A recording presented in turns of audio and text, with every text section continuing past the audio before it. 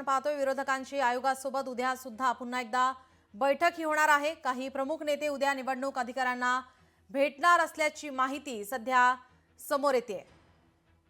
आजची ही सर्वात मोठी घडामोड आपण पाहतोय।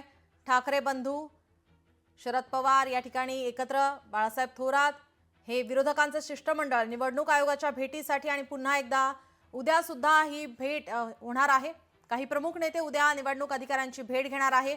पुन्हा एकदा बैठकीची शक्यता। आपले प्रतिनिधी मीनाक्षी म्हात्रे आपल्या सोबत जोडले आहेत। मीनाक्षी, या संदर्भातील अपडेट।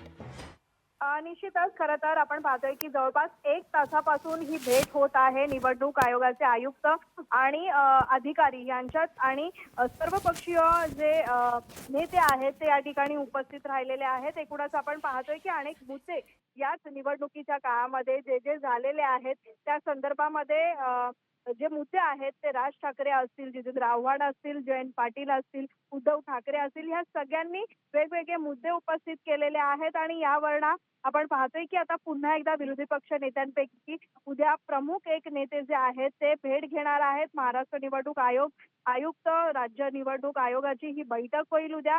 यामध्ये आता वेळ आणि निश्चितच अनेक काय मुद्दे आहेत हे ठरली जात आहे। अद्याप ही वेळ जी आहे ती निश्चित झालेली नाहीये, पण खरं तर मागच्या 1 तासापासून ही बैठक सुरू होती। या भेटी दरम्यान आपण पाहतोय की अनेक मुद्दे जे आहेत ते उपस्थित करण्यात आले। अखेरच राज ठाकरे जे आहेत त्यांनी या निवडणुका ज्या आहेत राज्य निवडणूक आयोगाच्या प्रमुखांना बोलवा आणि सविस्तर चर्चा करा असा प्रश्न उपस्थित केल्यानंतर पुन्हा उद्या ही बैठक होणार आहे असं सांगितलं जात आहे आणि त्यामध्ये विरोधी पक्ष नेत्यांपैकी काही प्रमुख नेते जे आहेत ते या बैठकीला उपस्थित राहणार आहेत। त्यामुळे वेळ अद्यापही निश्चित नसली तरी पण उद्या ही नक्कीच भेट होताना पाहायला मिळेल आणि उद्याच्या भेटी दरम्यान देखील काय नेमके मुद्दे मांडायचे, आजच्या मुद्द्यांनंतर उद्या काय नेमके मुद्दे मांडायचं हे देखील आता ठरलं जाणार आहे। निश्चित आपण पाहतोय या सगळ्या संदर्भात उद्या आता पुन्हा बैठक होणार असल्याचं कळतंय। उद्या साधारणतः बैठकीमध्ये कोण कोण सहभागी होतील, काय याविषयी अपडेट पोहोचतंय?